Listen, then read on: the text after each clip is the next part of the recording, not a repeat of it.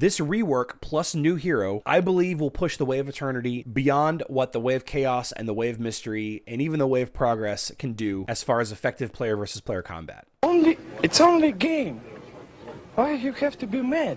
What is up, heroes of Dominion? My name is Charlie. This is Hero Wars Central, and in this video, I want to discuss which of the factions in Hero Wars Mobile has the most potential in 2022. This is a lot of opinion, and it might be a little bit of bias because of who we're going to be centering this discussion around, but let's go ahead and get this out of the way. I feel like the Way of Eternity has the most potential in 2022 and beyond. I don't want to say it's the best faction. I don't know who the best faction is yet. A big argument's going to be made for the Way of Progress. The Way of Chaos and Mystery are incredibly complete factions, and whenever you're trying to have a conversation about which faction is the quote-unquote best, are we talking the best in Hydra fighting? Are we talking about the best in overall arena or grand arena or global championship PvP? What exactly are you talking about? You can have those kinds of discussions more specifically, but as far as the one that has the most potential to be great, I believe it's the Way of Eternity. Now, we got this tease on Saturday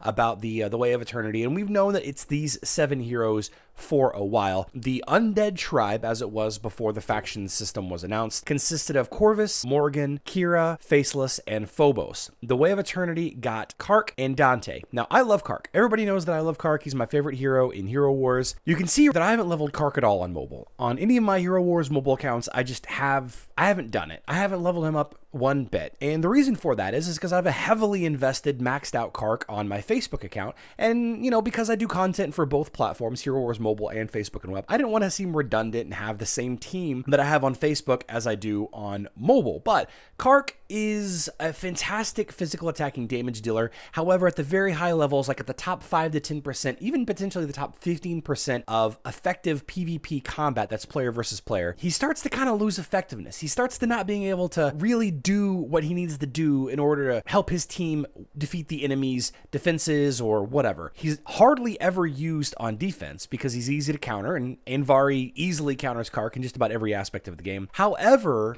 I think that Kark is gaining a ton from being grouped in with the Eternity Tribe. And this is point one in which I think that the Eternity Tribe, or the Way of Eternity, has the most potential to be great out of all 6 of the announced factions. We have Corvus, and the reason why we're going to start with Corvus is he's going to be kind of the center point of the Eternity faction. He's the tank, right? You need to really invest in your tanks. The tanks got to survive. Corvus himself is an incredible hero, one of the top tanks in the game right now, and as he gets additional skins, he's going to become even better. His ability to reduce the enemy's defenses that's modified by the number of Eternity heroes that you have means that Kark is going to be doing significantly more damage. Corvus is going to reduce the enemy's frontline defenses, and while not very important for the beginning of fights, because we all know that Kark targets the 3 enemies with the lowest health, as the fight progresses, if the fight goes long, and we'll talk about why the fight's going to go long in just a second, I believe that this, when you get down to 2 to 3 heroes on the enemy team, I believe that this is what's going to help put fights away for Kark. On top of that, we have Unity of the Damned, increasing physical and magic attack for 10 seconds. This is a huge bonus. Kark, he has incredibly high physical attack already.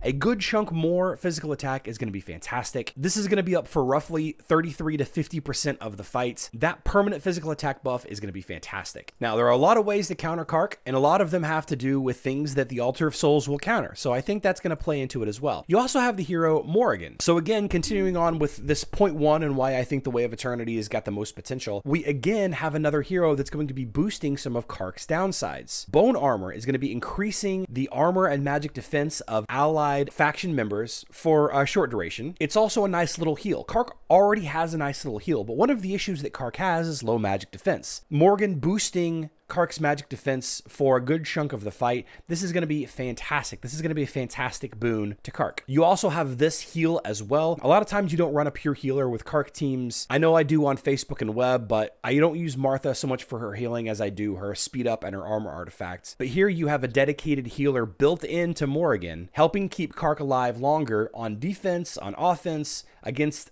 Kark's particular counters. I think that Corvus and Morgan are a great addition to Kark, and now that he modifies their skills a little bit, I think it's even better. Now, you could, of course, easily paired armor penetration artifact heroes with Kark in the past, and some people do to great effect. However, now you have one built in. You have a guaranteed armor penetration artifact at all times if you're building a Corvus Morgan Way of Eternity Kark team, right? You have this armor penetration stat. Is this going to be enough to push Kark teams back into the quote-unquote meta? I don't know yet. I don't have a Kark leveled up, but I'm definitely going to be chatting with people about it when all of this does go live. Before we move on to the other additional hero that was added to the Way of Eternity, we're going to quickly discuss Faceless. Faceless and Kark, they're not as good of a pairing as they used to be. A lot of people will believe that Kai and Kark are actually a little bit better now. There's certainly less RNG involved there, but the fact that Faceless, who is a nice natural pairing with Kark, is also a member of the Eternity Tribe, it's a nice little perk. Let's take a look at the other member that was added to the Eternity Tribe, the Way of Eternity, and Dante, you wouldn't normally think of working well with Kark or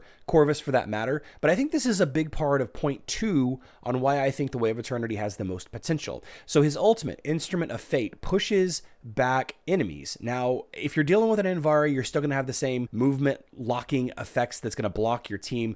However, Kark is one of those heroes that can cleave, which means he hits multiple heroes. Corvus's ultimate hits the front line, so if enemy heroes are grouped up, he's going to hit more of them. This is a fantastic addition to a Corvus team or a Kark team, or to work alongside Faceless's knockup pushback ability. Foresight, again, is going to help Kark survive. It's not going to help protect against that magic damage, of course, but it is going to be helpful against some of the teams that hard counter Kark teams, like the fast attacking Blender teams. And like I said, if you can keep a Kark fight going a little bit longer, usually the Kark team will win out. More defenses for your team are always welcome. You have additional knockback with the blue retribution skill, and Shackle's weakness is nice. It doesn't directly help with Kark, Corvus, and Morgan. This is more helping the dodge and critical hit teams, but it's still pretty effective. Now, the Undead team and now the Way of Eternity team has been successful. It has been a successful core lineup, whether you're using Corvus Morgan and other heroes, or Corvus Morgan with Faceless, or Corvus Morgan and Phobos, and a couple of other heroes. Those core teams have been effective for a while now, and I would even say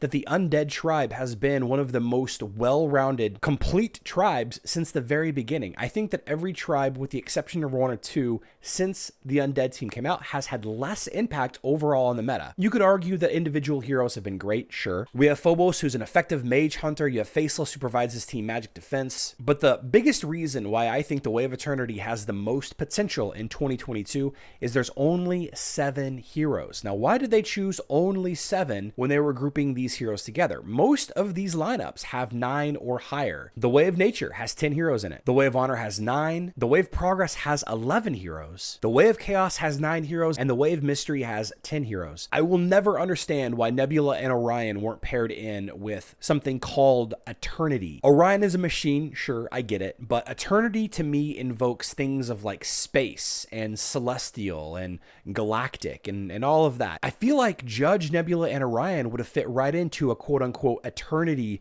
tribe. I'm not sure what the theme of Eternity actually is, but it feels like there are some very easy heroes that could have been moved to the Way of Eternity so that some of these were even, so that some of these factions don't have considerably more heroes than the Way of Eternity. I believe that the next hero that's going to be added to Hero Wars Mobile is going to be Way of Eternity. And not only do I believe the next hero that's going to be added is going to be for this faction, but I also think that one of these heroes is going to get a rework to go along with it. They're going to gain some of the faction modifying skills like Corvus and Morgan have, skills that are going to be affected by other members of that tribe in the same team. And if you take a look at the list of heroes in the factions, Corvus and Morgan are relatively new. Phobos just got a rework. Dante just got a rework, which means either Kira, Faceless, or Kark is about to be tweaked a little bit. We all know how popular and insane Kira is right now. It's a very documented bug between Kira, Sebastian, and Jet that people have been complaining about since Sebastian came out.